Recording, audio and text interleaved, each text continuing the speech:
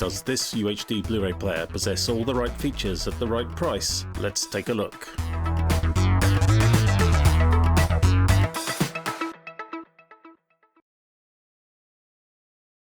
Hello and welcome to another New Ideas review. This time the Panasonic DP-UB820 UHD Blu-ray player.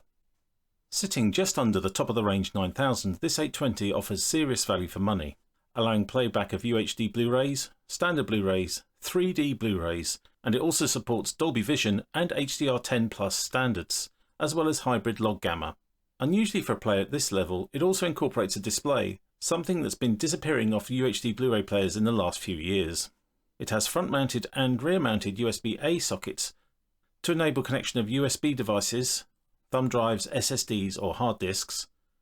As this isn't the top-end machine, you don't get balanced audio output. However, you do get 7.1 channel audio and an additional audio output over HDMI. There's also a small fan, which is quite noticeable if you sit very close, but if you sit at normal viewing distances, you won't be able to hear it. As you can see, its glossy exterior means it's a fingerprint and dust magnet. And it runs some of the most popular apps too, but more on that in a bit. And its small remote control allows direct access to some key features, including a dedicated Netflix button and one for HDR settings.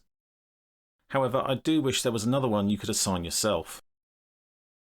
Panasonic's user interface really hasn't moved on very much. In fact, it reminds me of my original Samsung Blu-ray player about 15 years ago. On first boot, you're greeted with this screen allowing you to select between videos, music, photos, home network, network service and setup. And this is the interface you're greeted with when you select network services. I mean, what is this Panasonic? 3D effect stacked icons? What is this, the 1990s? I know there's limited resources in this player, but surely you could have spent a little bit more time designing an interface which is a bit more engaging and interesting. Although, to be fair, this is a common problem on all modern players. The Sony X800 I've got has the same sort of issue. A really uninteresting, boring interface that you just want to click away from as quickly as possible. We'll move on to the setup now. You do need to spend some time in here getting these settings correct, because without that you'll end up with either SDR pictures from an HDR source or maybe a sub 4K picture and HDR combined. So let's have a look at some of the options. If we choose the HDMI option and then navigate over to video format, this is quite important. I would leave this an automatic 4K, and that way everything's either played at 4K natively or upscaled from the player itself. The next option is incredibly important. Choose the 444 option, otherwise you won't get HDR, either from the player, on discs or through one of the apps. Leave the 24p output on automatic. Choose your HDMI output to be video and audio or automatic. Make sure that if you've got Dolby Vision content, that's set to on, and the same for HDR10 content. Few things here in the advanced menu. Color mode, well, that's really up to you to a certain extent, but automatic here is probably the best way forward. Deep color, make sure that's on 12-bit, otherwise you won't get HDR from some sources.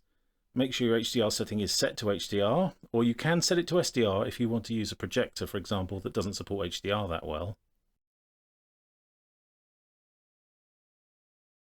You can choose to have everything converted to HDR, in particular with your network services.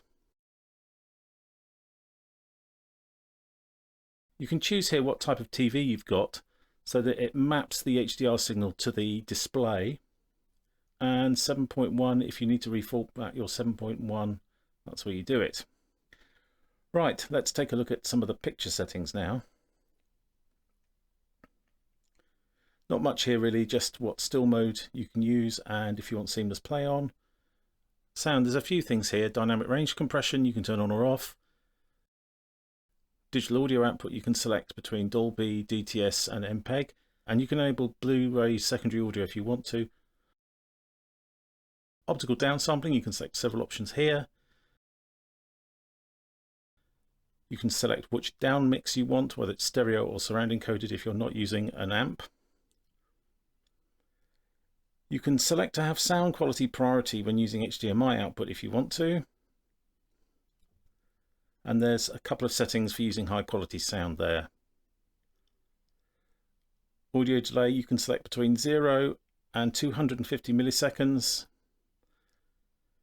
Analog audio output, what you get out of the back connections.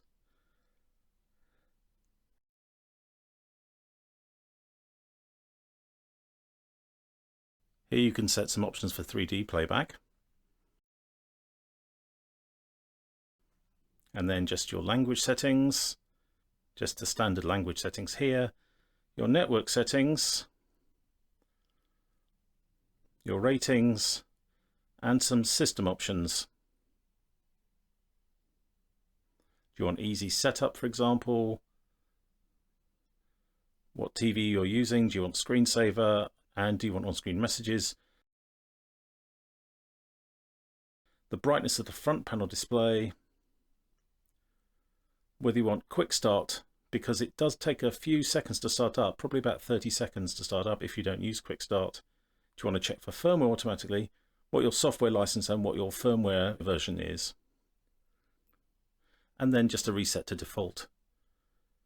So what do I think? Well, it's a very capable player. It supports all the HDR standards as of now, and I'm talking Q2 2019.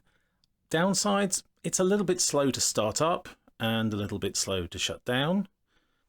What I will add is that, as usual with Panasonic and a lot of other players, it doesn't support high-res audio over network or USB devices. And it doesn't support DVD audio or SACDs. Please remember to like and subscribe. I'll leave a link in the description to the player, and if you purchase via this link, it goes to help me and the channel. Thanks for watching. See you next time.